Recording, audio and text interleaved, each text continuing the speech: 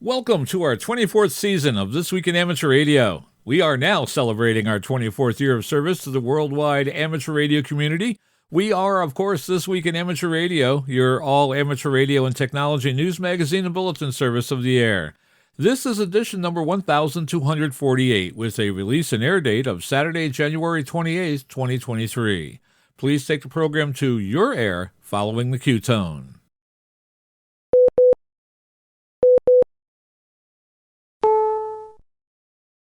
Welcome to our 24th season of This Week in Amateur Radio, celebrating our 24th year of on-the-air service to the amateur radio community worldwide.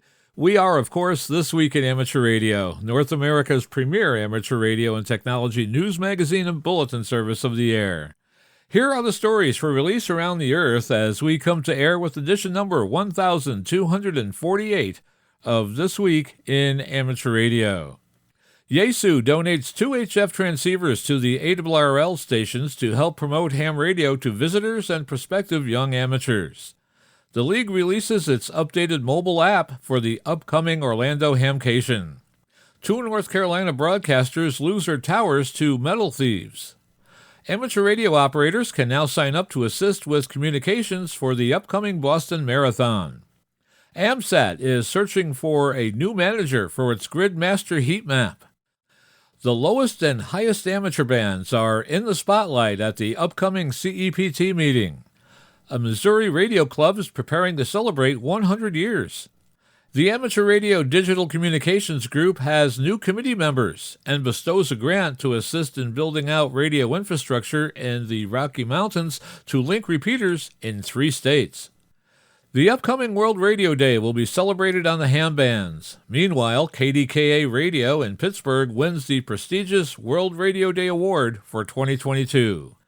A record-breaking transmission was received at a radio telescope in India. There are mystery antennas appearing all over the mountain areas in Utah. And an astronaut aboard the International Space Station is really into comfort as he just got a brand new seat. All this and a lot more is straight ahead as we begin our 24th season on the air and on the internet with this edition of This Week in Amateur Radio. These headline stories will come to you in a moment, along with this week's special features. We'll visit with Bruce Page, KK5DO, and get an update from AMSAT on what's new with all of those amateur satellites in orbit. Our new technology reporter, Leo Laporte, W6TWT, will tell us why the government is recommending that you keep your computers and IoT, or Internet of Things devices, on separate networks. Australia's own Onno Benschop, VK6FLAB, and Foundations of Amateur Radio will explain to new amateurs the difference between an HT, a mobile radio, and a base radio for your shack. Our own amateur radio historian Bill Continelli, W2XOI, returns with another edition of the Ancient Amateur Archives. This week, Bill takes a look at the history behind repeaters. How did they begin? And our tower climbing and antenna master, Greg Stoddard, KF9MP, will take a look at the maintenance you should do for your antenna system and tower at the beginning of the year. That's all straight ahead as North America's premier amateur radio and technology news magazine and bulletin service, This Week in Amateur Radio, takes to the air right now. Reporting from our headquarters studio here in bright Albany, New York, what is that thing up in the sky? I'm George, W2XBS. And reporting from the newsroom in Half Moon, New York, I'm Terry Saunders, N1KIN. And reporting from our ham station in the Catskill Mountains of upstate New York, where it's another day closer to spring, and we can tell it's around the corner because the rural mailbox is now bulging with seed catalogs. I'm Don Hulick, K2ATJ. And reporting from our news bureau in Rochester, New York, along the southern shore of Lake Ontario, I'm Dave Wilson, WA2HOY. I think my ham radio equipment may have fallen in love with me. It hasn't said anything, but I've been picking up a lot of signals. Reporting to you from just outside the capital of Albany in Glenmont, New York, this is Bob, W3BOO, Boo Radio. And reporting from a frigid Troy, New York news bureau, I'm Eric, KD2, RJX. And congratulating This Week in Amateur Radio on 24 years of reporting amateur radio news and information, I'm Will Rogers, K5WLR in Fayetteville, Arkansas, digging out from under 8 inches of wet, gloppy snow. And now with this week's lead story, here is Terry Saunders, N1KIN. Leading off the news on our 24th anniversary edition, there are 2 new Yaesu transceivers in use at ARRL headquarters in Newington, Connecticut. They arrived via a generous donation from Yaesu USA. The company has donated an FTDX 101MP and an FTDX 10, both HF through 50 MHz transceivers. In arranging the donation, Yaesu Vice President, Sales and Credit, Gary Doche, KN6APR, urged that the radios be used by ARRL to educate and assist your visitors and especially young enthusiasts for ham radio. We appreciate the value that having this equipment available for members and visitors to see and explore will provide, said ARRL Director of Operations Bob Nauman, W5OV. These are 2 of the top 3 performing transceivers on the Sherwood list, he added. The FTDX 101MP was named for Yaesu founder Sako Hasegawa, JA1MP. The model holds a place of honor in service in the first operating studio of the Hiram Percy Maxim Memorial Station, W1AW. ARRL members and visitors come year-round to tour the station and operate the equipment, most of which has been donated by generous manufacturers over the years. The radio is already receiving a lot of attention from visitors, said W1AW station manager Joe Garcia, NJ1Q. Some of our recent guests have included students and scouting groups who've enjoyed trying the new radio, adding to the overall wow factor of the station. We're grateful to Yaesu for this new addition to W1AW. The FTDX-10 has been installed in the new ARRL Radio Lab, W1HQ, where it will contribute to the station's ongoing role in the development of innovative amateur radio station design and function. The Radio Lab is an extension of ARRL's equipment testing program, which supports product reviews in QST Magazine, said Nauman. Putting the latest in modern radio technology through its paces is the intent of the lab. It represents what is possible if the modern ham were to go with cutting-edge technology and integration. The Yaesu FTDX-10 fits perfectly in that environment. Nauman says the ARRL stations will benefit significantly from the donations of Yaesu's highly capable rigs. It demonstrates the important partnership ARRL has with amateur radio manufacturers to educate and inspire our community. Orlando HamCation is February 10th through the 12th of 2023 and hosts the ARRL Southeastern Division Convention. In partnership with HamCation, ARRL's free mobile app is available to help attendees navigate the big event, which is held at the Central Florida Fairgrounds and Expo Park. The free ARRL Events app is now available and includes HamCation's full program, so attendees can browse and schedule forums, preview the extensive lists of exhibitors, and find affiliated events. During the event, attendees can use other app features to follow the hourly prize drawings and the grand prize packages, and to browse building and site maps. When returning, app users do not have to re-register to use the app. They'll be prompted to complete a simple registration to view each new event. Attendees are also encouraged to tap on the My Profile icon in the app to add their name and call sign, email address, and any additional info that they'd like to share with other HamCation guests.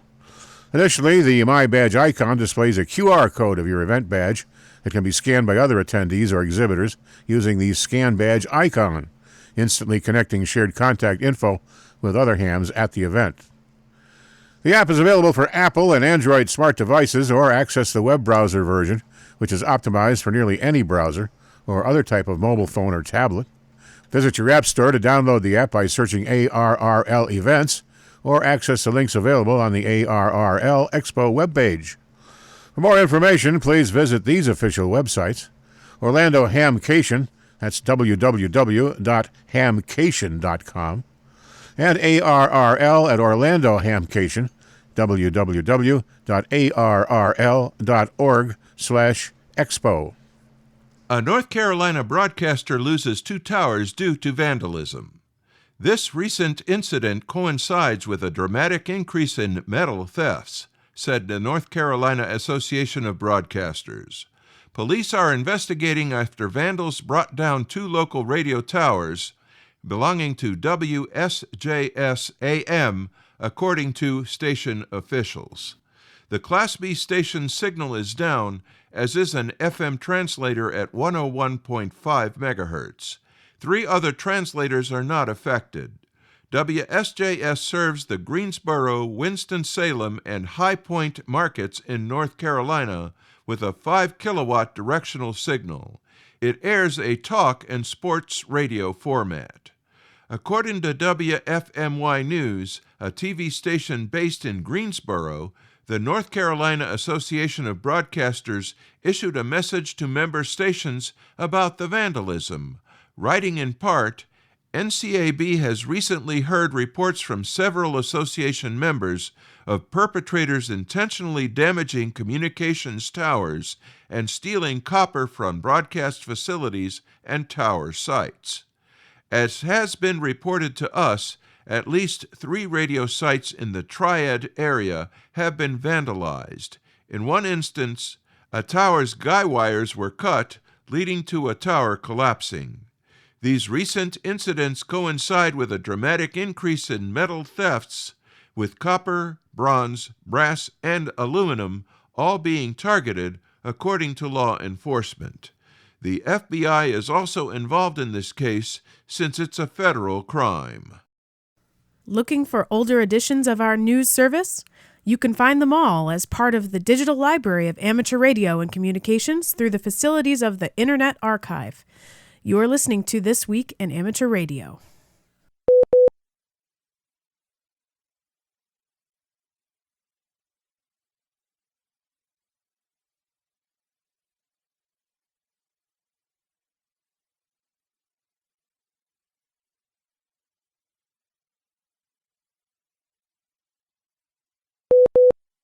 In an odd series of events that have been making news in recent days, authorities near Salt Lake City, Utah have been reporting the discovery of unusual antenna arrays along mountaintops and ridges. Officials in Utah say the first antennas actually began appearing more than a year ago. However, an increasing number of the devices have appeared within the last few months, according to Salt Lake Recreational Trails Manager Tyler Finaro in a statement given to KSL TV5 earlier this month. With little information about who placed the devices on public lands and for what purpose, officials have faced the cumbersome task of having to hike into Utah's snowy foothills to remove the devices. Presently, the reason for the sudden strange appearance of these antennas remains a mystery, although at least a few ideas about the devices have been put forward. Based on images posted to social media, the primary components of the devices consist of an antenna, a router, a solar panel, and a sealed battery container. Although Salt Lake City's Department of Public Lands has been tasked with the removal of many of the devices, some have also appeared on the U.S. Forest Service property as well as land owned by the University of Utah. So, what are the devices and what are they actually being used for? A number of ideas have been put forward, ranging from amateur radio emergency data network units to regional deployments of MODIS wildlife tracking systems. However, in either case, permits should be able to be easily located to confirm this, in addition to available information online that would indicate the deployment of things like wildlife tracking systems, none of which have been found. Another possibility involves the potential use of the antennas as Wi-Fi repeaters, although with the availability of satellite internet for customers in such remote areas, the illegal placement of antennas on public lands for such purposes again seems less likely. Presently, none of these theories have been confirmed, although in an email, Luke Allen with Salt Lake City's Department of Public Lands was clear about what his agency plans to do with them. Our main priority right now is to get them off the mountain, Allen said. Amateur radio operators can sign up now to be a volunteer for the 2023 Boston Marathon. New volunteers can sign up online. The deadline is Friday, February 10th, 2023 at 5 p.m. EST. The Boston Athletic Association is recommending having applications completed by Friday, January 27, 2023. A step-by-step guide is available to help select amateur radio positions during the registration process. The Boston Marathon will run April 17, 2023. COVID-19 continues to exact a toll, including the recent passing of 2 hams who may be familiar to you. Both succumbed to complications of the COVID virus. Longtime CQ magazine technical illustrator Hal Keith passed away in late December at age 88. You probably never saw his face in the magazine, but his work graced their pages for nearly 50 years. CQ Contest Hall of Famer and longtime member of the CQ Worldwide Contest Committee, Alfred Fred Lund III, K3ZO, became a silent key in early January at age 85. He was also a director of the Yasmy Foundation. Fred served for many years in the U.S. Foreign Service at posts around the world, at one time being kidnapped and shot by rebels in Argentina while serving as director of the U.S. Agency for International Development program there. AMSAT's Gridmaster heat map has served as an individual guide to grid chasers using satellites for those activating hams who need to be aware of which grids are in greatest need. AMSAT says in its weekly service bulletin that the maps may be going away unless a replacement manager can be found. Paul Overn, KE0PBR, will be stepping down after 3 years at the helm of the project in which he tracked grid rarity based on crowdsourced data from hams who updated him.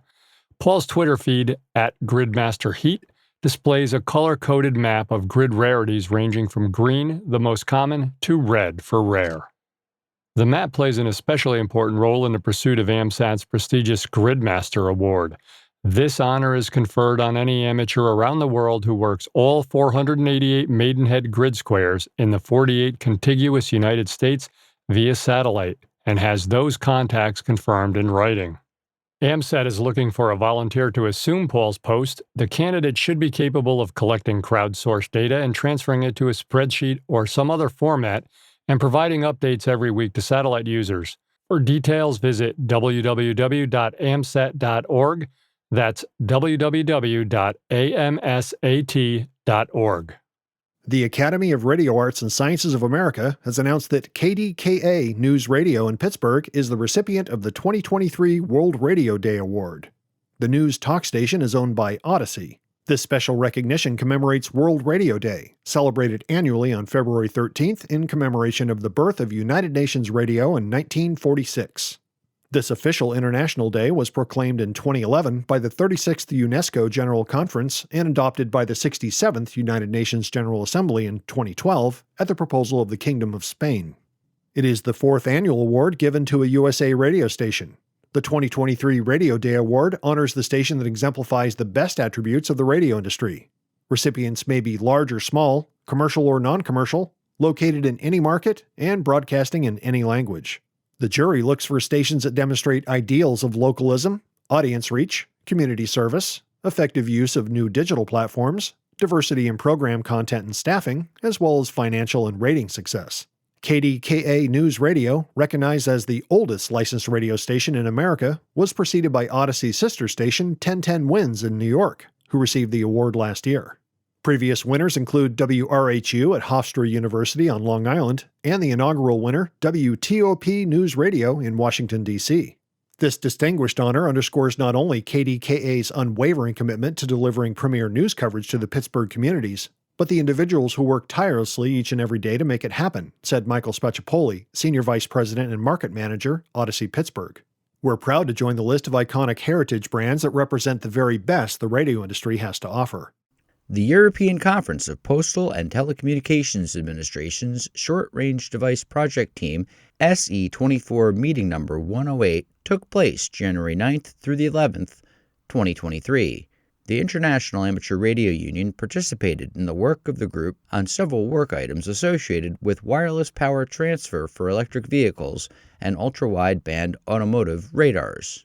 The impact and standardization of wireless power transfer technologies is being carefully assessed across the lowest HF bands, and the impact of the ultra-wideband technologies is relevant in the amateur service allocations in the millimeter wave bands at 76 GHz, 122 GHz, and 134 GHz.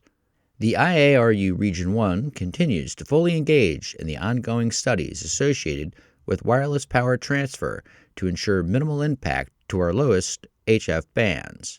The IARU made a contribution to ensure the amateur service voice was heard in the discussion to finalize draft ECC Report 351 on spectrum sharing studies on millimeter wave ultra-wideband radar systems. Draft ECC Reports 350 and 351 were finalized at this meeting. According to EA Digital, the United Nations Educational, Scientific, and Cultural Organization, known as UNESCO, has declared World Radio Day to be a celebration of the contributions that this communications medium can make towards peace. This year marks the 12th such World Radio Day on the 13th of February, although there was a separate day set aside to mark World Radio Amateur Day later this spring. Hams with the EA Digital Federation are celebrating the medium with several special event stations. Operators plan to be on the air this year with special call signs between Friday the 10th and Monday the 13th of the month. The call signs are AO 1 through 9 WRD. QSL cards will be available for any single contact and qualify the operator for the Radio Clubs of the World Award, EANET. The Radio Society of Great Britain National Radio Centre at Bletchley Park is looking to create a new wall display illustrating some simple radio setups to inspire newcomers to get started in amateur radio. If you would like to have a photo of your Radio Shack on display, please send in a good quality image showing you operating your radio or of your radio bench. The Radio Shack could be located anywhere from your loft to your back bedroom, garden shed, in your car, or on a mountaintop. Remember, the point of this project is to inspire people to get started in the hobby, so the photos need to show a diverse mix of operators, and the radio setup shouldn't be overly complex.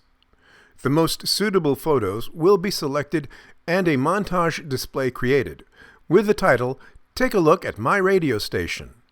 If you would like to enter, send your photos to nrc.support@rsgb.org.uk. Again, that's nrc.support@rsgb.org.uk.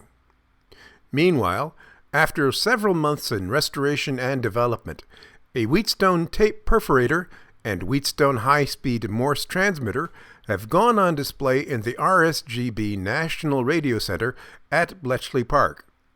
Used extensively from the 1940s until at least the late 1960s, such systems enabled the transmission of Morse signals either via telegraph or by wireless at consistently high speeds, without errors such as that might have been introduced by hand-sent Morse. The display is connected to an audio oscillator, so with a push button on the outside of the display case, visitors are able to start the transmitter, see the paper tape being read, and hear Morse characters being sent.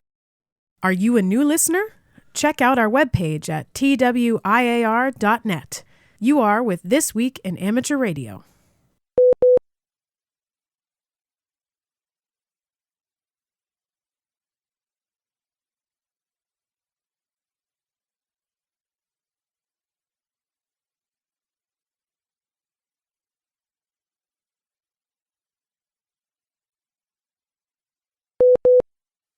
For more than 10 years, the Rocky Mountain Ham Radio Club has been building a microwave network that allows the club and partnering amateur radio clubs to link their repeaters to other repeaters using the network. Using DMR technology, organizations in Wyoming, Colorado, and New Mexico use the network to provide voice communications throughout the region. The network infrastructure gives them coverage that would otherwise be difficult or prohibitively expensive to achieve. The network operates in the 5 GHz amateur radio band and is managed and monitored 24/7, 365 by a dedicated network operations team. Using MikroTik Net Metal 5 radios, the network provides 50 to 100 plus megabits per second of bandwidth and currently links 40 repeaters. Over the years, the network has been used to provide backup emergency communications during Colorado's wildfire season and to provide communications for public service events, including popular bike tours in the Rocky Mountains. With only a few exceptions, the network is independent of the Internet. If the Internet is down, the network will remain fully functional. It may use Internet connections if one of the links becomes inoperable, but only until the problem is resolved. A $374,000 ARDC grant is allowing the organization to expand this network and provide service to more outlying areas. In Colorado, for example, the club will use this grant to install 23 new microwave sites and 20 new point-to-point spans to expand IP connectivity and repeater coverage across the western slope of Colorado and along the I-70 and I-76 corridors in the eastern part of the state. In New Mexico, they plan 16 new microwave sites and 15 new point-to-point spans to expand IP connectivity and repeater coverage south from Albuquerque to El Paso, Texas, along U.S. Highway 550 to Durango, Colorado, and across the Rio Grande Valley to Alamogordo, New Mexico. They will also expand digital repeater coverage across New Mexico through the addition of 7 repeaters located at the new microwave sites. Work is already underway on this network expansion. Significant progress has already been made. According to Wayne Heinen, N0POH, the organization's treasurer, DMR repeaters have been recently installed at the Burlington, Colorado, and Limon, Colorado sites, and network equipment has already been installed at the Strasburg, Limon, and Critchell sites, all in Colorado. Heinen expects that this work will continue through 2024. In addition to expanding their network, the club will also use this grant to repair and upgrade their Colorado communications trailer. This trailer has been instrumental in serving public service and emergency communications needs for the past 11 years, but now needs some work. In addition to replacing the rear axle, they will upgrade the trailer's microwave network radios, replace the battery backup system, and refurbish the trailer's interior and lighting. To complement the Colorado trailer, they plan to build a 16-foot trailer with similar HF to UHF and microwave IP capabilities for members in New Mexico. Like its Colorado counterpart, the trailer will support amateur radio organizations, public service events, and SAR and ARES groups. Amateur Radio Digital Communication has announced new 2023 volunteers serving on the Grants Advisory Committee and the Technical Advisory Committee. The Grants Advisory Committee reviews and advises the ARDC Board of Directors on eligible proposals and helps identify potential grant-making opportunities, while the Technical Advisory Committee advises the board on staff on 44net technology, architecture, and policy. Volunteers commit to serving at least a year and may serve up to a maximum of 3 years. The term starts in January and runs through December. It's always exciting to bring on new members of these committees, says ARDC Executive Director Rosie Schechter, KJ7RYV. This year, I'm delighted to see more women in a variety of technical skills brought to the table.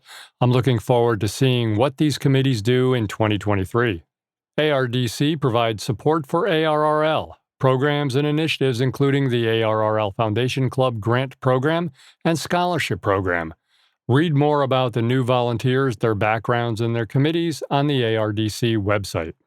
The Missouri S&T Amateur Radio Club, W0EEE, at Missouri University of Science and Technology is gearing up for an early celebration of their 100 years. John Ross, KD8IDJ, has more in this report. Club President Morgan Lyons, KI5SXY, said the station first went on the air in 1923 as the MSM Radio Club, broadcasting basketball games from the Jackling Gym on the grounds of the Missouri School of Mines and Metallurgy, known as MSM. The FCC was not around in 1923, but we believe the original MSM Radio Club used the call sign W9DUM, said Lyons. Then, between September 1937 and March 1938, W9EEE had been reassigned to the MSM Radio Club, and in September 1947, the MSM Radio Club was assigned the call sign W0EEE and changed its name officially to the Missouri S&T Amateur Radio Club. The club now has 20 active members and over 300 alumni that regularly visit to help support club activities. I'm John Ross, KD8IDJ. The official date for the celebration in April has not been selected, but there will be an open house and a tour of the club's Radio Shack and a special event station. The Missouri S&T Amateur Radio Club is an ARR-affiliated club. Students from the club regularly participate in the ARRL Collegiate Amateur Radio Program, which provides networking opportunities for students and their college radio clubs. The FCC has levied a fine of $504,000 against the Fox Television Network for willfully violating commission rules on transmitting emergency alert system tones during regular programming. The violation occurred during an NFL promotional segment that aired on November 28, 2021. Fox described the promotional segment as a short comedic advertisement for an upcoming game, which was aired as part of the Fox NFL Sunday pregame show.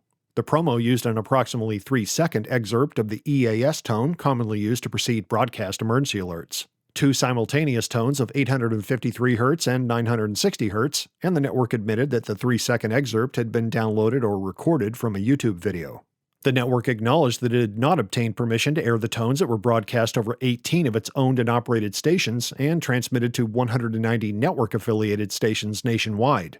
It was also broadcast on Fox Sports Radio and on the Fox Sports on XM channel on Sirius XM satellite radio. The FCC warned that such use of EAS tones when unwarranted could lead to alert fatigue, in which viewers will dismiss EAS tones during actual emergencies. Despite being shorter in duration than the full EAS tones, the 3-second EAS tones used in the promotional segment possess the same dual-tone frequency, pitch, and timbre as the actual EAS tones, and was recognizable by viewers or listeners as substantially similar to the EAS tones, the Commission said. The promotional segment's comedic tone also did not alter or neutralize its overall effect of falsely warning listeners and viewers of a non-existent emergency, as the EAS tones were clearly audible, recognizable, and appropriated for a non-emergency use. This manner of appropriation of the EAS tones is exactly the type of simulation that the Commission's rules seek to address and prohibit in order to avoid diluting the EAS tone's real meaning over time. Although fines starting at $8,000 are usually imposed by the Commission, it said Fox's violations were particularly egregious and deserved to be increased, noting it was not a minor violation. Despite touting that it's fully knowledgeable and has a policy barring the improper use of EAS attention signals, which was purportedly made known generally to employees of Fox involved in the production of programming, Fox admits that all personnel involved in creation and review of the November 28th segment lacked full understanding of Fox's policy against the use of EAS attention signals. It also criticized Fox for the way it handled the situation afterwards, noting that the network was required to notify the Commission within 24 hours after it discovered its mistake, and that just sending an email to the Commission was not made in good faith. Thirdly, it justified the fee increase by pointing out that Fox reported revenues of $4.44 billion in the relevant quarter. Fox clearly has an ability to pay, and there is nothing in the record that would indicate that the penalty is otherwise excessive, it said.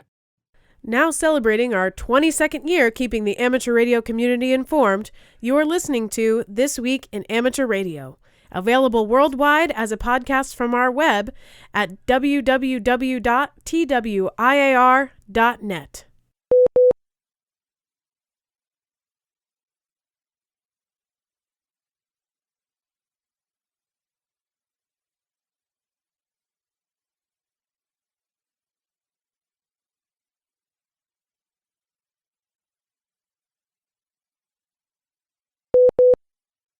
And now with the latest technology news and commentary from Petaluma, California. This Week in Amateur Radio is proud to present Leo Laporte. Welcome. Good to see you. FBI has discovered that your fridge and your laptop should not be on the same network.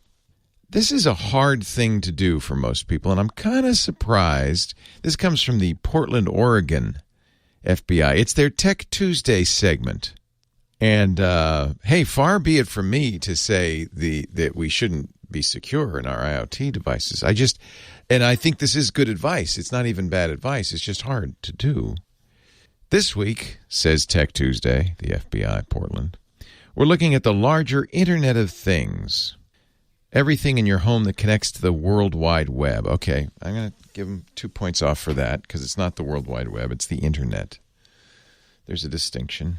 If you look at the holiday wish list that your kids, spouse, and parents conveniently dropped on you last week at Thanksgiving, I like how you see they make it very, cozy and personal. Most everything on there probably makes the cut, except for the roller skates and the bicycle. But everything else, if it's in your house and it connects to the Internet, it is considered a IoT device. I'll say that for them. Digital assistants, yep, check that off. Smartwatches, actually that's not strictly true, but most smartwatches don't connect directly to the Internet. They go through your phone, right? But some have Wi-Fi now. So yeah, we'll give them that one. Fitness trackers, definitely not. Again, they connect to your phone. Okay. So the FBI, a little unclear on some of these concepts here. Home security devices, again, no, unless they have an internet component, which many don't. Thermostats, some of them, the internet-connected ones. Refrigerators, very few, but there are, I believe it or not, refrigerators with internet connections these days. Samsung makes them. They get a browser in them. Even light bulbs, if you have Hue or some other internet-connected light bulbs. Not all of them are. In the case of the Hues, they don't have Wi-Fi in the light bulb. What has the Wi-Fi is the Hue base. But, for all intents and purposes, I guess that's internet connected. Not World Wide Web connected, but add to that all of the fun stuff, writes the FBI. What does the FBI consider fun? Remote-controlled robots. Yeah. Games and gaming systems. Interactive dolls and talking stuffed animals. Okay. When you pull the string on the thing and it talks to you, doesn't mean it's connected to the internet. Lately, there are quite a few, but, goes on to say the FBI, the list seems endless. I don't want to diss this. I know I am. But the point is well taken, even if the details are a little off. What these all have in common is they send and receive data. But do you know how data is collected and where it's going? That has nothing to do with hackers. Now you're talking privacy, FBI. Now you're talking the Goog. Okay. Another concern, here we go, is that hackers can use that innocent device to do a virtual drive-by of your digital life. Unsecured devices can allow hackers a path into your router, that's accurate, giving the bad guy access to everything else on your home network that you thought was secure. This is okay. I'm gonna rewrite this and send it off to the FBI, but maybe I should just to you explain. And by the way, I'll give you the advice that they give you, which is actually good. Change the device's factory settings from the default password. You may say, well, wait a minute, my lights don't have a password. Most of these devices, in fact, don't. But if it's a router, yes, don't use the default password. A simple internet search should tell you how, because we don't know. And if you can't find the information, consider moving on to another product. Oh, okay. Passwords should be as long as possible and unique for IoT devices. Okay, if you can log into a device from outside your home, that's when you have to be worried. If you're using your smartphone to log into your Hue lights, you don't need to make it as long as possible, and that's different. Many connected devices are supported by mobile apps on your phone. Yes, these apps could be running in the background and using default permissions you never realized you approved. This is confusing. Know what kind of personal information these apps are collecting and say no to privilege requests that don't make sense. That has nothing to do with hackers. Just want to say that has nothing to do with hackers. They're kind of mixing things in here. That's privacy. Okay. But it's not bad advice. It's just different. Secure your network. Your fridge and your laptop should not be on the same network. Oh. For most, keep your private sensitive data on a separate system from your other IoT devices.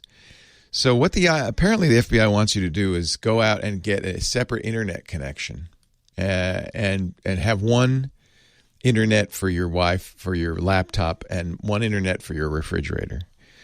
Again, probably not bad advice, but not practical. Make sure all your devices are updated regularly. I agree. Good thing to say, FBI. If automatic updates are available for software, hardware, and operating systems, turn them on. Let me just edit this a little bit and say, here's the deal. Security is hard, but there are a few things you absolutely should do. One is keep your systems up to date. That's really true. And that's one of the reasons we're making such a big deal about Windows 7, because as you probably have heard on this show many times now, Microsoft's going to stop updating Windows 7 come January 14th. Mm-hmm. So that's problematic. In that case, you won't be able to update it. So if you have stuff you can't update, then that's maybe time to move on. Then I would agree with the FBI. Maybe time to move on if you cannot update it. Furthermore, if you buy devices that connect to the internet of any kind, especially IoT devices, doorbells, refrigerators, toaster ovens, all of those things should have over-the-air updates available, and the manufacturer should be able to push those. You shouldn't have to go around to every light bulb in your house and update it. No one's going to do that. So I think the real important thing here is to pick an IoT device, whatever's connected in your house to the internet, that automatically updates. You'll update your computer and your phones. We know you're going to do that. But there's a lot of other stuff in your house that connects to the internet, and you may not go around and updating that. And that's really important. I'll give you an example. The Ring doorbell. They discovered it's possible, not likely, but if a bad guy came and unscrewed your Ring doorbell from your front door and then connected it, got in the car, connected it to a device that he had, that he could read your Wi-Fi login and password. Ooh, that's bad. Then put it back on your door, and now he can log into your Wi-Fi as long as he's sitting on the curb out front of your house. So that's a security flaw. But the good news is that Ring, when it learned of this, before it became public, pushed out an update to all the doorbells that they had sold, automatically fixing that problem. That's what you want. You want a device that the manufacturer will, A, be keeping up to date, not Windows 7, and B, be regularly pushing updates out to. So if there is a flaw, they can fix it. Because that's the real risk of these IoT devices, that they could become a gateway into your network if they've got a security flaw. And that's something the FBI didn't really kind of address here. So that's really important. Don't buy IoT devices that are from companies that aren't big and keeping it up to date. That means a lot of these IoT devices, which come from China, they don't care. They just, and if you've got an internet-connected camera in your bedroom and they don't care and they don't update it and the password never was changed because you didn't even know you could, that's not good. Somebody could tune into that from across the internet. That's not so good. So be careful where you get this stuff. If you're getting your stuff from big name companies, Apple, Google, Microsoft, like the Nest, pay attention. Ask me if you're not sure, and I'll tell you, this is a good company. It's updating it. If it's not, don't get it. That's really important. Those are the two big things. Updates, really. If you are really advanced and you know how to create a VLAN and you have a switch or router in your house that is capable of creating a VLAN, then it would be a good idea to create a separate virtual network for your IoT devices. The number of people who can do that, I can count on the fingers of one hand. And I think the FBI suggesting you have a separate internet for your IoT devices just doesn't, I think that's probably not very useful. So this is the problem. Security is hard. Even the Portland FBI doesn't really seem to understand it. I'm sure they got some intern to write this. I hope. But I just thought I'd pass it along. You're going to see the headlines. FBI recommends separate network for your IoT devices. And yeah, that's a good idea, but I don't know if people really know how to do it. The best way to do it is not to have a separate internet, but to have a virtual network that isolates those devices. And that's actually hard to do. You have to have some specialized hardware. All right. Not ragging on the FBI. They do God's work. Very important. Just wanted to, clarify some of the points in that. Anyway, I'm glad you were here, and I'm here, and I'll be here next week, and I hope you'll come by and bring your friends too as we talk high tech. Leo Laporte, the tech guy. Are you ready for another trip into amateur radio history? I'm Bill Continelli, W2XOY, and I'll be back in a moment with another edition of the Ancient Amateur Archives, here on This Week in Amateur Radio.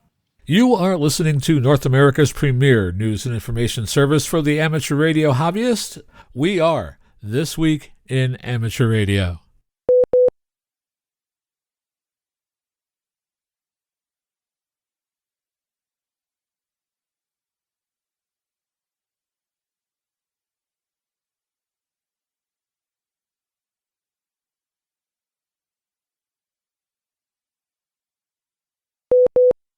Repeaters. It seems they are everywhere, and they are.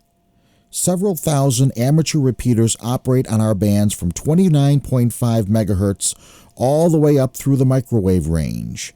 In fact, there are more amateur repeaters in the U.S. and Canada than there are AM broadcast stations. How and when did this evolve? Let's take a look at the development of repeaters in the amateur community. If you had a guess when the first repeater came on the air, what would you say? 1970? 1965? 1955? Try 1932. It was in the early 1930s that the first duplex phone relay stations, as they were then called, came into existence. W1AWW and W1HMO set up a manned relay station in a 90-foot wooden lookout tower near Springfield, Massachusetts. They used a super regenerative receiver tuned to 60 megacycles, the top of the old 5-meter band, and a modulated oscillator transmitter on 56 megacycles, the bottom of the band.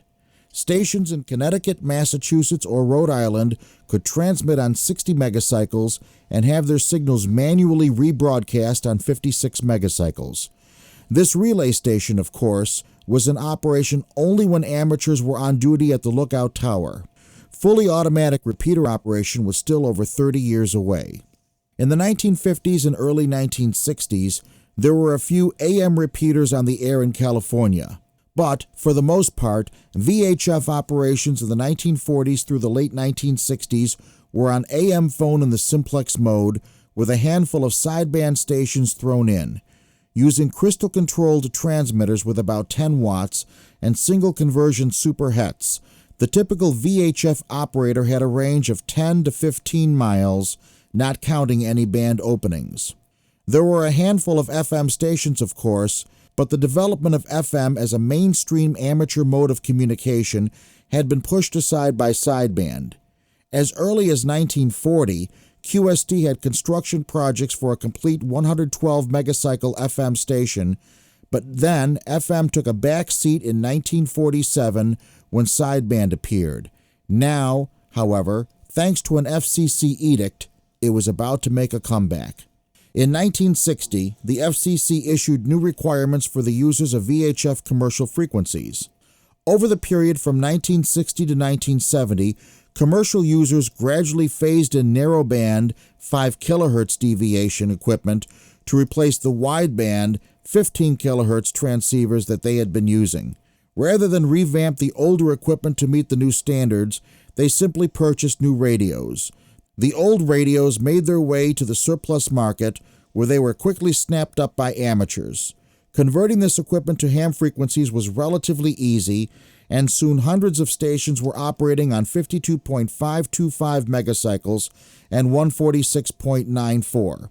Why those frequencies? Well, 52525 was the lowest 6-meter frequency on which wideband FM was allowed, and 146.94 was chosen to accommodate technicians who weren't allowed above 147 megacycles. Thus, these became the first calling channels. It wasn't long before some surplus commercial equipment was revamped into repeaters. Unlike the 1932 setup, these were fully automatic devices with no need for a control operator to be present. This, however, presented problems. Part 97 at that time contained no provision for repeater operation, and it was unclear as to whether it was legal to operate a repeater without a control operator present. Many proposals were presented to the FCC to clarify the rules in regards to repeaters. FM and repeaters received considerable publicity in 1969 when Hurricane Camille caused widespread destruction in the Gulf Coast and Virginia. This was the first time mobile rigs, FM, and repeaters were used extensively in an emergency. FM activity increased in late 1969 and early 1970 with the ARRL's announcement that it no longer considered technicians to be just experimenters, but rather full-fledged communicators. Also adding to the popularity of FM was the introduction of the first commercial rigs for the amateur market, from manufacturers such as Galaxy, Clegg, and Drake. By 1970, it was clear that coordinated legal growth of FM and repeaters was necessary. In early 1970, the FCC proposed its first repeater rules. They were as follows.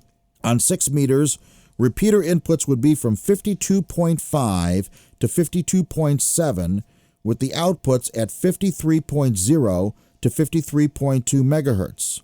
For 2 meters, repeater inputs would be authorized from 146.3 to 146.6, and the corresponding outputs would be from 146.9 to 147.2.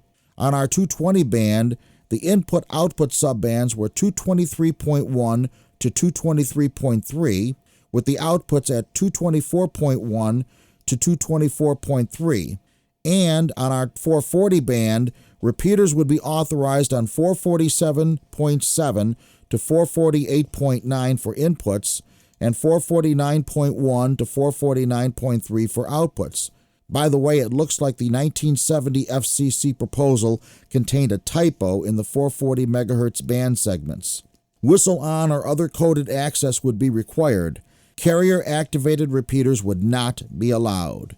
No crossband, linked, or chain repeaters or multiple outputs would be allowed. The maximum power permitted would be 600 watts input or about 400 watts output. And finally, the FCC declined to allow fully automatic repeater operation. The proposed rules required that the licensee of a repeater station to be in attendance at the transmitter or at an authorized fixed control point and to monitor all transmissions of the station. The proposed repeater rules appeared unduly restrictive to many hams. Except for 2 meters, each band only had a 200 kHz wide input-output window. On 2 meters, the input-output subbands were 300 kHz wide, but 2/3 of the repeater output subband was above 147 MHz, where technicians weren't allowed. The FCC had still not acted on the ARRL's 1969 proposal to open all VHF frequencies to technicians. When the FCC was questioned on the legality of a technician using a repeater whose input was within the 145 to 147 technician subband, but whose output was above 147, they said the technician operator could not use the repeater. The FCC went on to say, quote, "The licensee of such a repeater should sit there with the latest call book showing license class and keep his finger on the no-no button," unquote. And yes, this is an actual quote. So much for liberal repeater rules. Despite the FCC's rather restricted proposed rules, repeater operations flourished throughout 1970 and 1971. Over 200 repeaters were on the air by 1971, almost all of them in the 146 to 147 MHz range, so they could be used by technicians. But with the uncertain status of future FCC rules, the lack of national frequency standards, and the inability of technicians to operate the full 2-meter band, a dark cloud hung over the FM world. In our next installment, we will review the ARRL's national plan for 2-meter FM, as well as the revised FCC rules on repeater operation. I hope you will join me. This is Bill Continelli, W2XOY, for This Week in Amateur Radio. Radio Relay International, an independent amateur radio messaging organization, has expanded its digital traffic network infrastructure to Puerto Rico. According to the organization, the Digital Traffic Network is a hybrid mesh network utilizing HF for long-haul traffic and VHF-UHF gateways for local emergency communications activities. Over the past year, according to Radio Relay International, the group has been providing training to volunteers in Puerto Rico, as well as technical support and one-on-one assistance. During Hurricane Maria, it says, one Radio Relay International volunteer alone handled over 2,000 welfare messages out of the stricken area. The system has the advantage of universal interoperability between voice and CW and digital platforms. Radio Relay International handles traffic as radiograms in voice, CW, and digital modes via the digital traffic station function. Message traffic can also be routed between WinLink and Radio Relay International's own system. Radio Relay International also sponsors the National SOS Radio Network and Neighborhood Radio Watch programs. Puerto Rico now becomes part of a larger service of RRI's digital traffic network connections that also include Asia, Oceania, and Europe. You are listening to This Week in Amateur Radio, available as an on-demand stream from Spotify, Deezer, and wherever podcasts are available.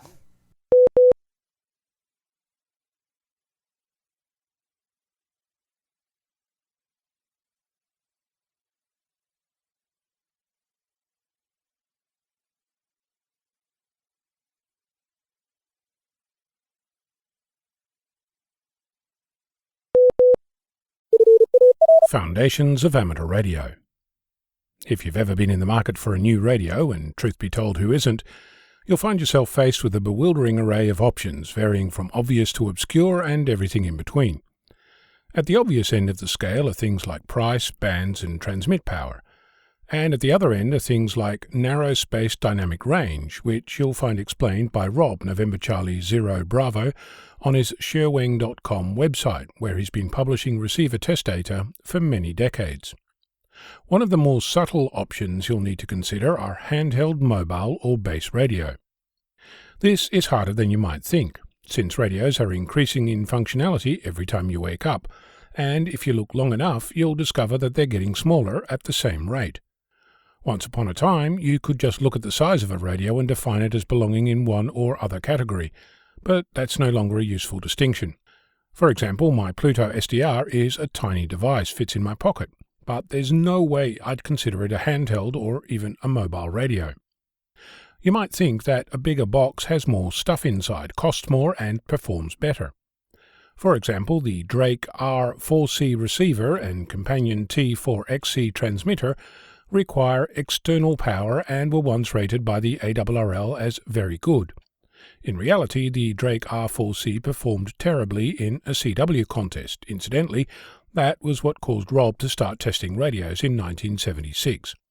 That receiver and transmitter managed to cover 80 meters, 40 meters, 20 meters, 15 meters, and 10 meters, and together weigh in at 14.3 kilograms. They're considered a base radio. The Yaesu FT817 runs on batteries, weighs in at just over a kilogram, and can be carried with a shoulder strap. It comes as a single device and covers many more bands than the Drake transmitter and receiver do. It would be considered a mobile or even portable radio. Obviously, it would be hard to jam a Drake into your car or strap it to your belt, but does that mean that you cannot use an FT817 as the base radio in your shack? In case you're curious, the slightly beefier brother to the FT817, the mobile FT857D, is sitting on my desk as my current base radio, has been for years. So, why do manufacturers continue to make this distinction between handheld, mobile, and base radio? One look at the nearest radio catalogue will tell you that it's not based on either performance or price, not even close. You can buy a handheld with more functionality for the same price as a mobile radio, and that same is true when you compare a mobile radio to a base radio. Radios vary in price from $20 to $20,000. A cynical person would suggest that pricing is based around extracting the most money from your pocket. But a more charitable explanation might be that physical size dictates things like the number of buttons you can fit on a radio, how many connectors can be accessed before the radio flies off the desk from the weight of the coax hanging off the box, how big is the display, and other such limitations. I'm not being glib when I use the word charitable, since much of modern transceiver design revolves around software, which can pretty much fit in any box. Using external computers, neither buttons nor a display are needed, leaving external connectors, which, if we're being really honest, could all fit in a box that would fit in your pocket. At this point, you might wonder if handheld, mobile, or base has any meaning at all. As I said, in most cases, it doesn't. There's really only one place left where this matters, and that's when you have access to strictly limited space and power if you need to put the radio in your pocket or cram it into your car. For your home shack, the distinction is unhelpful for most, if not all amateurs. Don't believe me? The Yaesu FT710 currently ranks 4th on Rob's Sherwood Engineering receiver test data list. It's a quarter the size of the top radio, and it's sold as a base portable transceiver. Yaesu calls it compact. It might not fit in the dashboard of my car, but it will fit on the folding table we use during field days. That isn't an exception either.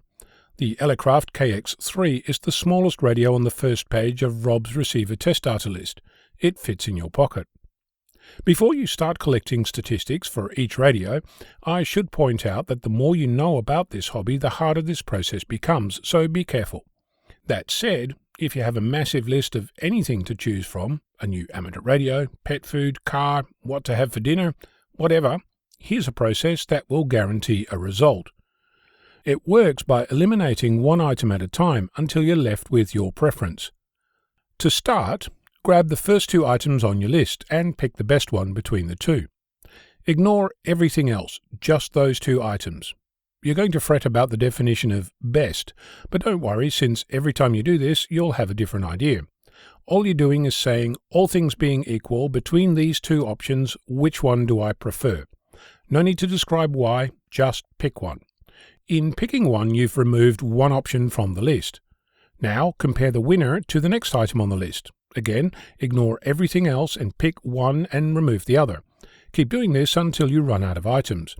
You'll end up with the single option that wins, for whatever reason, from the entire list. Now, about that radio. All I need is the next paid project. I'm Ono, Victor Kilo 6, Foxtrot Lima, Alpha Bravo. The International Amateur Radio Union has coordinated frequencies for the following two upcoming satellites. The first satellite is called Rosie Cubesat 1. Orbital Solutions Monaco is the sponsor for Rosie Cubesat 1, a 1U Cubesat platform from ISI Space, with a very simple mission for students, taking simple pictures, providing telemetry, and teaching radio amateur activities. The Rosie Cubesat 1 is the first educational satellite of its kind to be created through the company's STEMSat program. Le Rosie is the name of the Swiss Learning Institute that the students attend. They will be able to send commands to the CubeSat to select telemetry and picture download, or to switch it into its VU transponder mode, so that amateurs around the world will be able to communicate over the small satellite. The downlink using BPSK and AX25 is on 436.825 MHz, and when the transponder is enabled, its uplink will be on 145.850 MHz. The launch is expected to take place on the 14th of February at the Vandenberg Space Force Base in California. Amateur radio operators can participate in the mission because the satellite carries a built-in TRX VU transponder mode. A UHF downlink using 1K2/9K6 BPSK with AX25 on 436.825 MHz, together with a transponder uplink on 145.850 MHz, have been coordinated.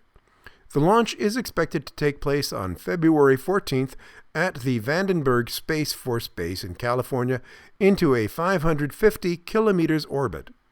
The second satellite is called Kashiwa. China University of Technology is the sponsor for a 1U CubeSat spacecraft with the following features. APRS.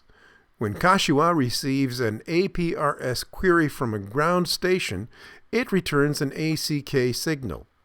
The satellite logs the call sign and reception time of the received query. The log data is transmitted from the satellite to the ground station by a UHF downlink.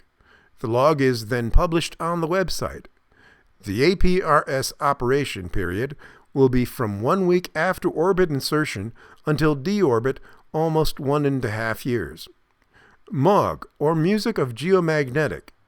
Kashiwa transmits VHF analog FM signals containing the analog audio sound generated from geomagnetic data. The geomagnetic field observation data will also be transmitted in the data by UHF. Kashiwa has 2 cameras on board. They will take International Space Station, ocean, and land day and night. The field of view of 2 cameras is 194 degrees. Image data from the 2 cameras will be stored in flash memory, then divided and downloaded by the UHF downlink, and then restored by the ground station. Telemetry using 4K 8 GMSK with downlinks on 145.825 MHz, 437.375 MHz, and 437.380 MHz have been coordinated, planning a deployment from the ISS in October 2023. We pause for stations along the network to identify. We are This Week in Amateur Radio, available as a stream to your favorite digital device on Spotify, TuneIn.com, Overcast, iHeartMedia, and wherever you download your podcasts.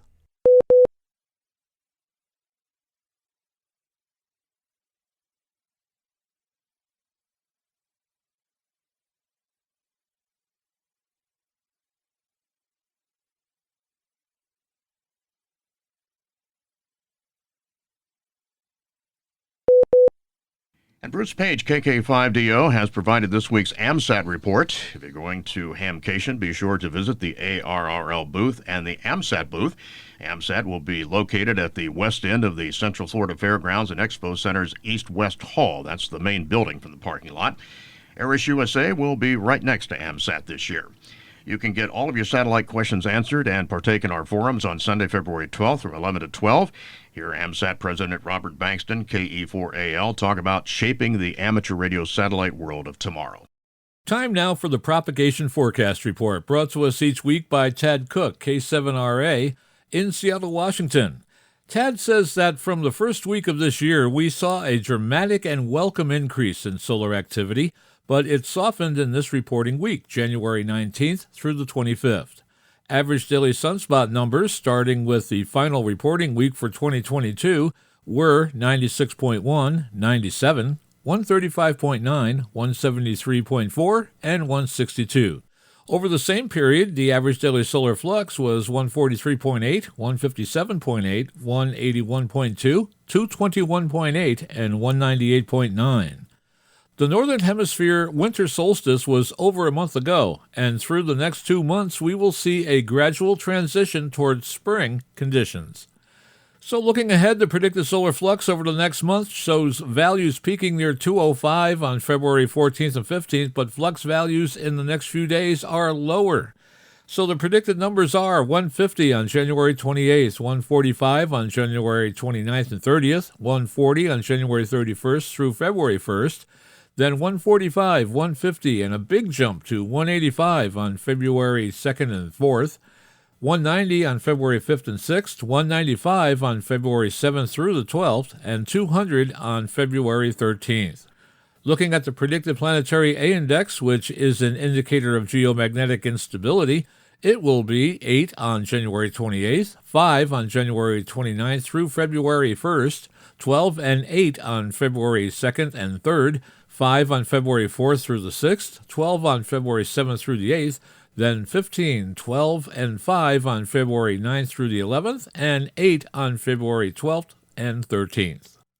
In radio sport contesting, remember the year-long ARRL Volunteers on the Air. That's VOTA, and that is underway. At the VOTA website, you can see the state activation schedule for weekly W1AW portable operations, including these activations. January 25th through the 31st, Oklahoma, W1AW/5. January 25th through the 31st, New York, W1AW/2. February 1st through the 7th, South Carolina, W1AW/4. And February 1st to the 7th, South Dakota, W1AW/0. Another contest on January 27th through the 29th, the CQ 160-meter contest, CW. January 28th through the 29th, the REF contest, that's CW. The 28th through the 29th of January, the Bardig Riddy Sprint Contest, that's digital. January 28th through the 29th, the UBA DX Contest, single sideband, which is phone, of course. And January 28th through the 29th, Winter Field Day, that's CW phone and digital. And at upcoming section, state, and division conventions, January 27th through the 28th, it's the Capital City Ham Fest 2023, hosting the ARRL Mississippi State Convention. That's in Jackson, Mississippi. January 28th, Winterfest, hosting the ARRL Midwest Division Convention. That's in Collinsville, Illinois. And on February 10th through the 12th, the Orlando HamCation, hosting the ARRL Southeastern Division Convention. That's in Orlando, Florida. A group of University of Arizona students are putting the final touches on a Cubesat set to be launched into space this year. Cubesats are about the size of a small microwave oven. The University of Arizona CatSat will give the students hands-on experience developing and running a space mission. UA astronomy professor Chris Walker says the students took the proposal to NASA 4 years ago. Probably around 40 students over the years have been working on it, and our current cadre of students is about 10, Walker explained. They're very motivated students, excellent students from all different departments of the university at different levels. Walker notes graduating students mentor newcomers to the program semester by semester. They put the finishing touches on the satellite last month.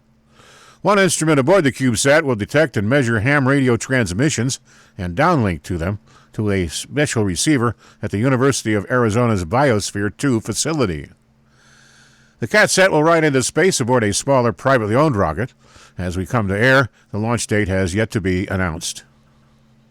With the help of a ham radio antenna donated by the Vaudois Amateur Radio Club HB9MM, high school students in Switzerland will be learning how to download telemetry data and photos from a satellite they have helped build in a laboratory at Orbital Solutions in Monaco. The Rosé Cubesat-1 is the first educational satellite of its kind to be created through the company's STEMSat program. Le Rosé is the name of the Swiss Learning Institute that the students attend. They will be able to send commands to the CubeSat to select telemetry and picture download, or to switch it to its VU transponder mode so that amateurs around the world will be able to communicate over the small satellite. The download using BPSK and AX25 is on 436.825 MHz, and when the transponder is enabled, its uplink will be on 145.850 MHz. The launch is expected to take place on the 14th of February at the Vandenberg Space Force Base in California. China's new CAS-5A satellite, launched in December and recently designated by AMSAT as Fengtai Oscar 118, or FO-118, includes an FM repeater and 2 linear transponders. While one transponder uses the common band layout of 2 meters up to 70 meters down, the second has an uplink of 15 meters, 21.427 to 21.442 megahertz, and a downlink on 70 centimeters, 435.498 to 435.512 megahertz. This is the first amateur satellite carrying an HF transponder since the Russian radio Sputnik series in the 80s and 90s. According to the AMSAT news service, FO-118 was designed, built, and tested by a group of 31 high school students, working closely with CAMSAT, the Chinese amateur satellite group. The satellite also carries CW and GMSK's telemetry beacons. AMSAT UK has a user manual for FO-118 available online at the UK AMSAT website. According to Arizona Public Media, students at the University of Arizona have finished their work on a Cubesat project that will be launched into low Earth orbit later this year. One of the innovations the Cubesat will use is its inflatable antenna technology, developed by one of the school's astronomy professors. By striving to stay in a sun-synchronous orbit around the Earth, the small satellite, known as CatSat, will remain in daylight through most of the length of its mission. Its inflatable antenna system was developed by Professor Christopher Walker, who serves as the team's science principal investigator. The inflatable antenna will be used for high bandwidth transmission. According to the website of Freefall Aerospace, where Walker developed the antenna, the system makes use of an ultra-lightweight inflatable structure that provides a large aperture high-gain antenna that can be deployed in orbit. The CatSat's mission will also include detection of HF signals from amateur radio operators around the world through its use of a whisper antenna. Those transmissions will be downlinked to a receiver at the school's Biosphere 2 facility on the Arizona campus. CatSat will also be collecting high-resolution images of Earth and providing data on the ionosphere. The project is part of NASA's Cubesat launch initiative. Did you know that one of the benefits of being an ARRL-affiliated club is having access to the Club Commission program? Affiliated clubs can use this program to receive a commission for promoting membership in ARRL. When you sign a new member, the club gets $15, and when a member renews through the club, you get $5. Members can renew anytime without losing any of their membership time. Details and forms are available on the ARRL website at www.arrl.org/affiliated-club-benefits. FAQs are also available to help explain the program. It does take some effort and a bit of paperwork, but the club reaps the rewards in cash. If your affiliated club is not participating in the program, ask them to investigate it. You are listening to This Week in Amateur Radio, available to download as a podcast from anywhere on the web podcasts are available.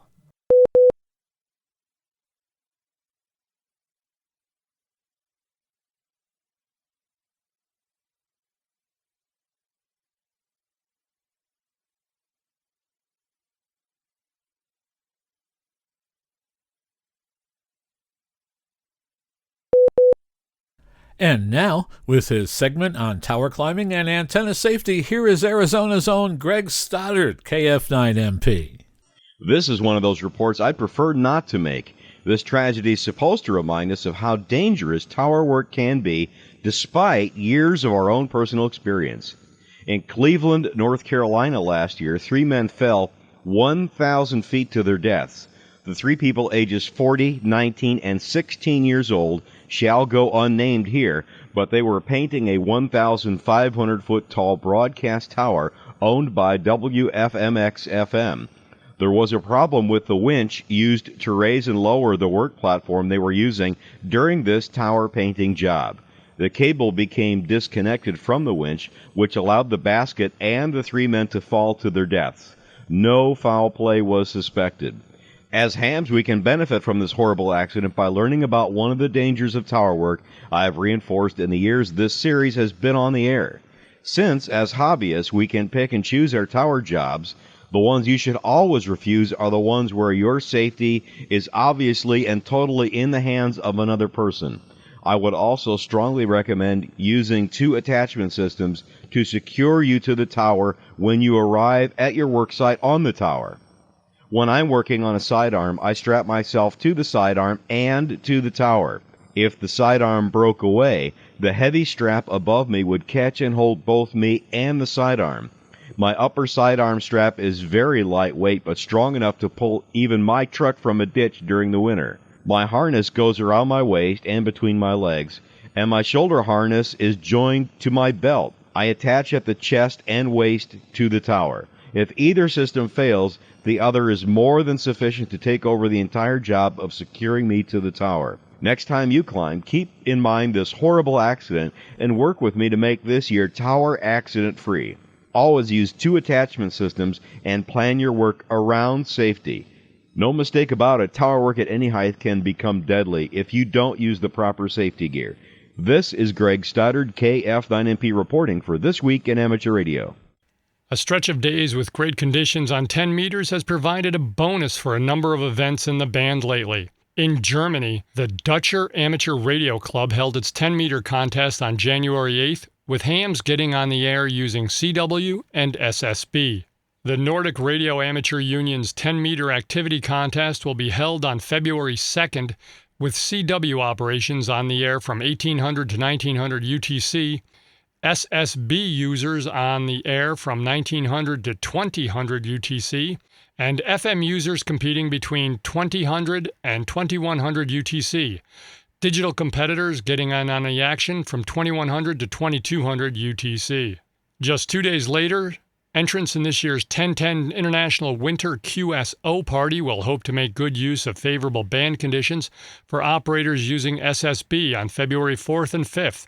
The nonprofit organization, the 1010 International Net, was created in 1962 to encourage activity on the 10-meter band and promote good operating practices. AMSAT will be at the HamCation 2023 on Friday through Sunday, February 10th through the 12th, 2023. The AMSAT booth will be located at the west end of Central Florida Fairgrounds and Expo Center's East-West Hall at the main building as you enter from the parking lot, right next to our friends and partners, Aris USA. AMSAT staff and volunteers will be on hand to answer your questions and provide amateur satellite, SAT-PC32, and Cubesat sim demonstrations. In addition, AMSAT will host a forum on Sunday, February 12th, from 11 a.m. to 12 p.m. AMSAT President Robert Bankston, KE4AL, will kick off Shaping the Amateur Radio Satellite World of Tomorrow, an open discussion on developing the next generation of amateur radio satellites. The World Radio Sport Team Championship Sanctioning Committee is accepting proposals for hosting the 2026 WRTC event. The World Radio Sport Team Championship is an on-site amateur radio competition, usually held every 4 years. Previous contests have been held in Seattle, San Francisco, Slovenia, Finland, Brazil, Russia, Boston, and Germany. WRTC 2022 was delayed due to the COVID pandemic, but is scheduled to be held in Bologna, Italy, in July of 2023. Teams of 2 operators representing a geographical region of the world come to host the site to compete with similar antennas and locations overseen by on-site referees. The WRTC competition has typically been held as a contest within a contest, coincident with the International Amateur Radio Union HF World Championship, in order to capitalize on the high activity of a popular worldwide operating event. Groups interested in hosting the WRTC 2026 should submit a letter of intent with a summary proposal no later than March 31st, 2023, to the chairman of the WRTC Sanctioning Committee, Teen Brajnik, S50A, via email. I spell tine.brajnik @gmail.com. A beloved museum for fans of antique radio and gear is finally reopening its doors in Dublin. The Ye Old Hurdy-Gurdy Museum holds a vintage collection of radios and radio-related items housed in a Martello Tower near Dublin, Ireland. On the weekend of January 14th, the first visitors were able to step inside after the museum had been closed for 2 months for renovation work. Though the initial opening provided some limited access while the remainder of the work was completed, full access was expected to be available after January 21st.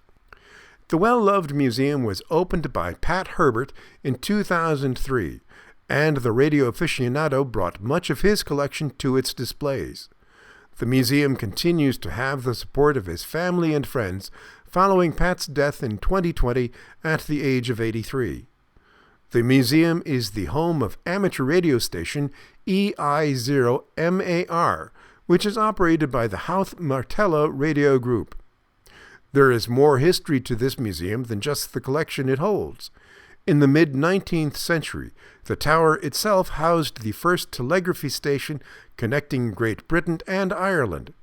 Lee DeForest, the pioneering radio scientist from the United States, visited the tower in 1903 to conduct experiments in wireless telegraphy.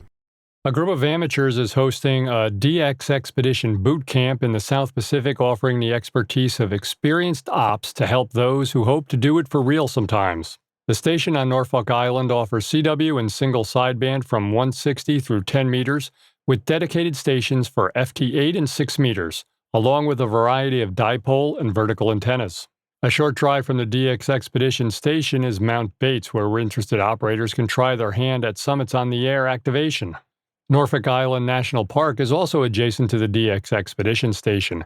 The camp will take place from March 17th to the 31st, 2023. For information about costs and other details, visit their website at dxexpeditionbootcamp, that's all one word, .net, dxexpeditionbootcamp.net. And here's a bonus. Meals are included.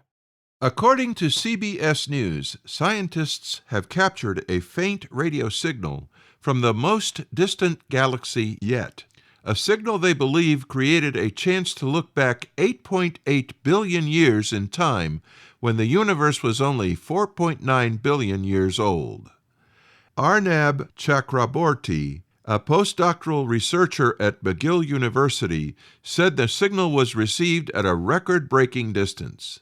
A news release from McGill University said that the signal, which was received by the giant meter-wave radio telescope in India, had a wavelength called the 21-centimeter line. The researchers credit a naturally occurring phenomenon known as gravitational lensing. When that happens, another galaxy that exists between the radio signal and the telescope bends the signal, which magnifies it, enabling the telescope to detect it. Scientist Nirupam Roy at the Indian Institute of Science said this process shows great potential for further study of distant galaxies. You are listening to North America's premier news and information service for the amateur radio hobbyist. We are This Week in Amateur Radio.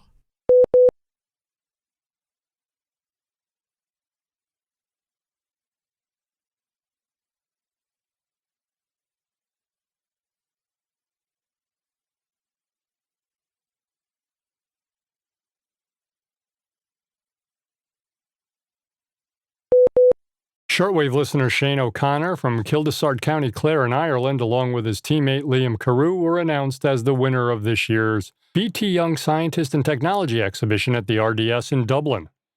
Back in 1963, the USA Science Fair idea was brought to Ireland and has gone on to bigger and better things every year, since reaching an all-time high this year when over 2,000 projects were submitted. All entries were screened to select just 550 projects to go through to compete in the RDS.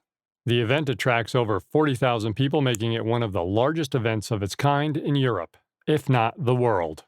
Shane and Liam, both aged 18 and in 6th year in the Abbey School in Tipperary, won with their project assessing the impact of second-level education on key aspects of adolescence life and development. The pair will also represent Ireland at the European Union Contest for Young Scientists in Brussels in September and at the 64th Annual London International Youth Science Forum coming up this summer. Amateurs in western Pennsylvania are grieving the loss of a valued friend, mentor, and top traffic handler. There was to be a final call and moment of silence for Bob Ketzel, KB3IN, on Friday evening, January 27th, at the start of the western Pennsylvania phone traffic net on 80 meters.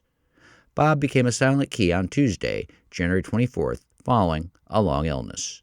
According to his close friend, Eddie Misowitz, KB3YRU, Bob took great joy handling the daily radiogram traffic on the national traffic system in western Pennsylvania and serving as net control for the western Pennsylvania phone traffic net.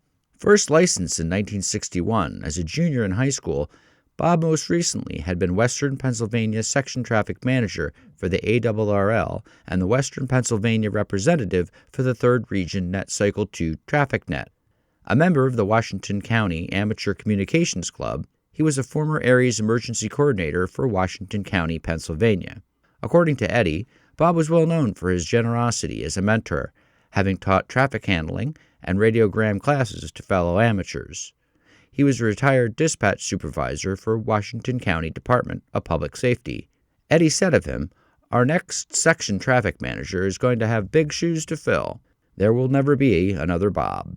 KB3IN was 76. When it comes to comfort, the fact that you are orbiting the planet has nothing to do with it.